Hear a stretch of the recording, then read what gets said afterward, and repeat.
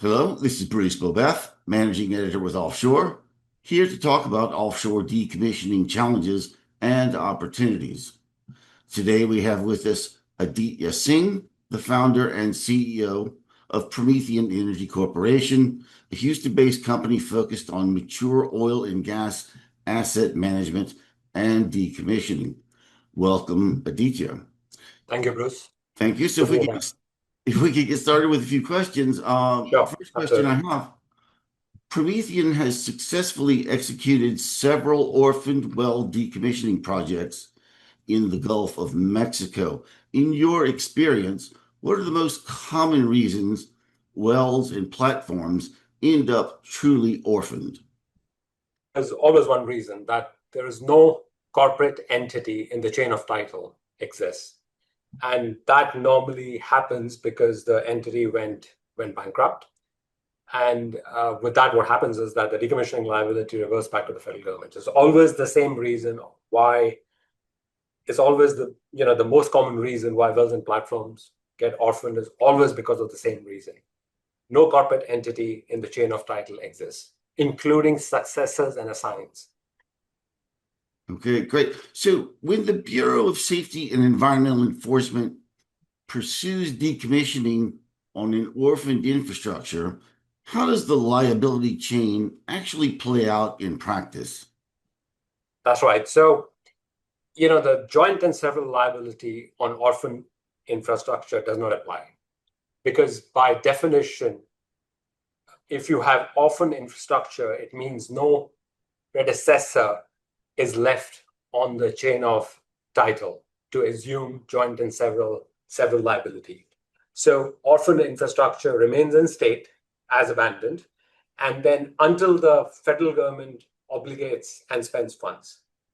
So, joint and several liability only comes into play when there is a predecessor is left on the chain of title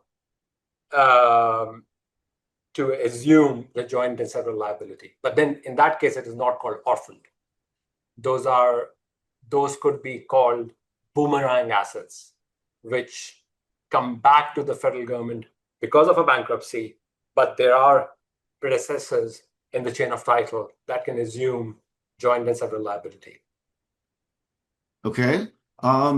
So how frequently are platform or asset deals structured to what we might call ring fence decommissioning cost? That is, requiring the buyers to fund a dedicated escrow or trust account at closing for P&A removal cost. How much do we see this type of thing? I think so all the time, because if you are a sophisticated seller, you recognize that joint and several liability is evergreen, right? So what does that mean? How do you mitigate it? You mitigate your risk of the assets coming back to you via surety bonds or via decommissioning escrows. Having said that, one of the things to note is that the surety bonds are difficult to issue post Fieldwood and Cox 11 and Cox Chapter 11s, and that is, what that has done is that the surety market or the surety capacity has been constrained because of these big bankruptcies, and what that does is that it is harder to write surety bonds, and it is also harder to write these surety bonds because of the fact that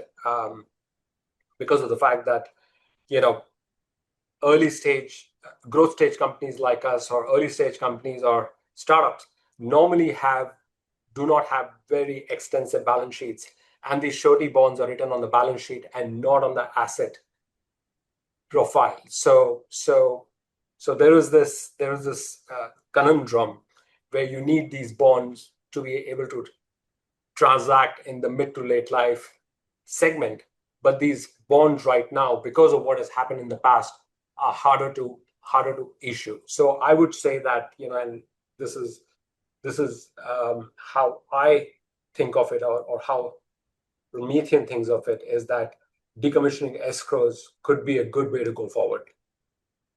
Okay. So, But this happens all the time, to your question. Yeah.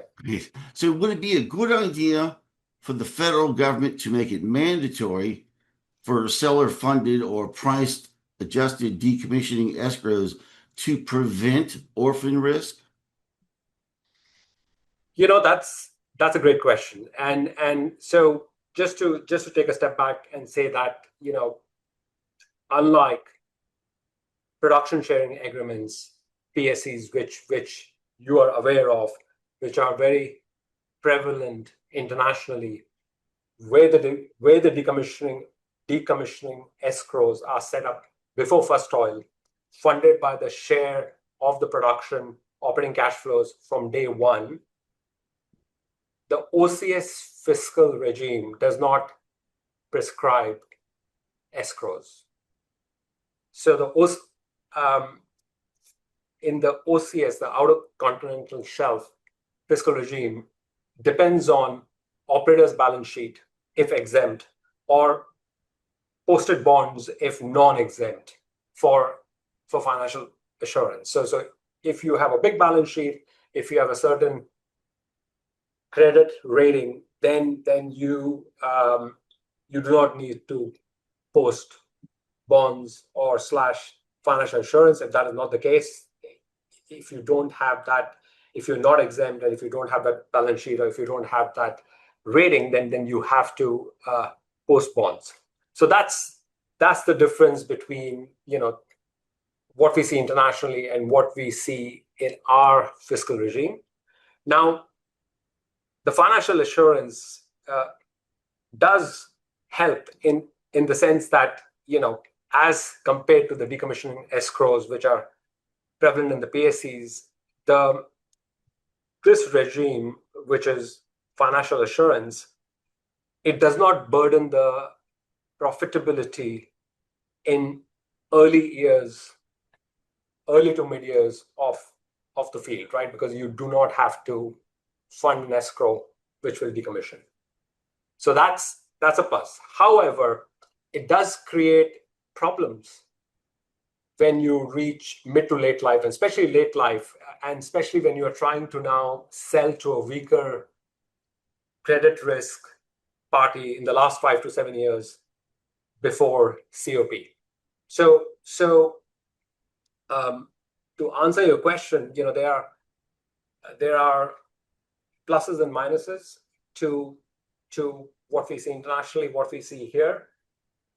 As Promethean, as a growth stage company, as a company which is focused on late to end of life fields, which has a very, very clear vision to be the best last steward of offshore oil and gas producing assets, I believe that escrows, trust accounts are the way to go forward, because what it does is that it helps you be a responsible steward of these fields while you're optimizing production, while you are improving the economic recovery of these late to end of life fields.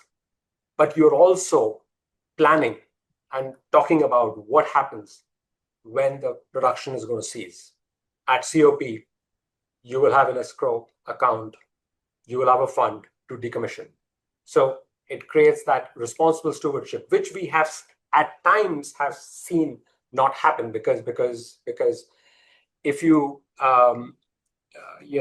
when the operators declare bankruptcy, for example, if you don't have an escrow account, then it creates challenges, because who's going to be responsible for this decommissioning, where the funds are going to come? Because I think most people do not understand that bonds or surety bonds is an assurance, right? That is only called when somebody defaults or you go bankrupt. It is not a fund to actually decommission like an escrow. Okay, so that ties in, I think, to the next question. The Bureau of Ocean Energy Management's supplemental bonding rules have swung back and forth over the past 5 to 10 years. How would you say this has impacted the decommissioning market? I would say, you're absolutely right. The supplemental bonding rules have swung between tighter and loose requirements. Swings typically result in less than full coverage, which is a fact, right? And if the operator defaults or there's a bankruptcy, then the impact on the federal government depends on the existence of credit-worthy predecessors in the chain of title, right? So essentially, um, uh, when with this less than full coverage, if something goes wrong or an operator defaults, then the impact is really dependent on who's on the chain of title and if they can assume joint and several liability. So there is a latest notice of proposed rulemaking, which is NOPR, which this NOPR makes explicit the ongoing joint and several liability of the predecessors. Obviously, the predecessors are going to fight this, but this is where we are in terms of the evolving evolving regulations. But again, my take on this is always driven by sensible regulations, have to be balanced. We have to understand that there are exploration fields, there are uh, early stage early stage projects, and every stage of field life, if you want to optimize and if you want to best serve, then you have to have operators who are focused on that, right? So you have the majors and the large independents which are focused on early to midlife fields. But then there are companies like ours which are focused on late to end of life, which we believe is a very important stage of a field life, because you have the this is where during this phase is when you have to really work very hard to optimize production, to uh, improve production, to reduce costs, to plan for decommissioning, and but in order to better serve this market and to have responsible stewardship of these mid to late life fields, you need to have um, regulations which helps this and does not make it difficult not to do it, because you can't issue a bond or you can't create an escrow account, or because it's extremely hard to acquire a field in mid to late life. Okay. And so, what do you view as the biggest technical hurdles and cost drivers in P&A and platform removal in the Gulf of Mexico today?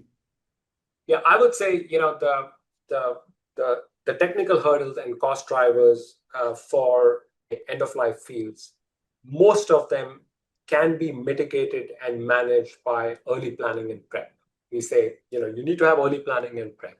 You need to have fit for purpose contracting. You have to use innovative technologies and solutions like better diagnostics, like rigless P&A, AI-assisted P&A planning, to be able to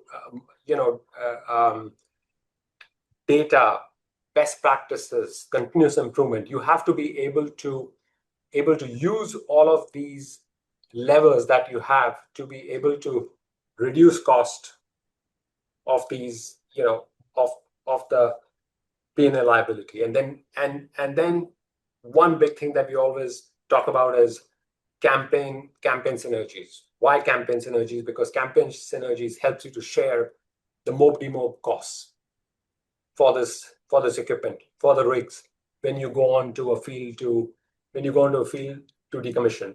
But it also, the P&A campaigns also help you to capture the learning curve. What we have seen is that in campaign synergies and with P&A campaigns, the learning curve at times can help you reduce cost, around 30 to 40%. And then it's about risk management, not risk transfer between the counterparties. It's risk management, gain sharing. So what we say at Promethean is that there is no one lever, especially in end of life management. There are multiple levers which need to be worked together in order to be able to overcome the technical hurdles, to reduce cost, to manage risk, and to deliver on safe and environmentally responsible and compliant decommissioning, and to responsibly put these assets to rest. Great. And so recognizing that there are multiple levers, but if you could recommend one systemic change to address the Gulf's decommissioning market, what would it be?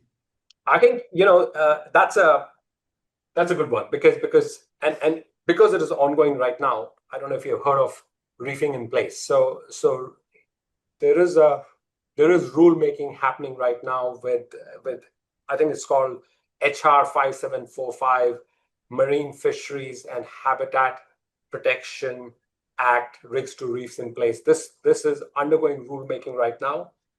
This reefing in place will lower the asset retirement obligations by from half to 1/3.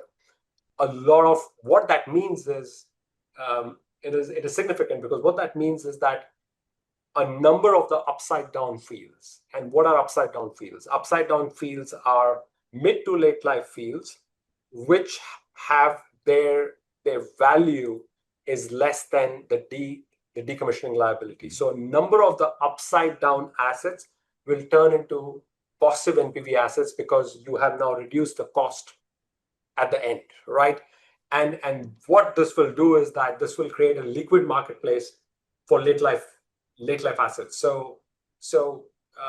And I always come back to the fact that late life assets might not be of interest to the E&Ps and the big oil companies or the large independents, because they are focused on big exploration projects, big development projects. But these fields are important. They are important in terms of their resource recovery, in terms of the fact that they still have production and they still can be optimized. It might not be of interest to a very big oil company because they're looking for those 100,000 barrels of oil day per field, 100,000 barrels of oil per day fields. But late life fields still have some juice left, and they need to be optimized, and there has to be a responsible stewardship. And that responsible stewardship is what companies like us are trying to pioneer. We are focused on late to end of life fields because we believe that in order to be focused on these fields, you have to be a niche operator. Your capabilities and experience has to be focused on the challenges and problems you're solving for. And this is what we are doing as Promethean Energy. Well, great. So thank you so much for that. And that is all the time we have today. But thank you to Aditya Singh, founder and CEO of Promethean Energy Corporation. And thank you all for joining us today. Thank you, Bruce.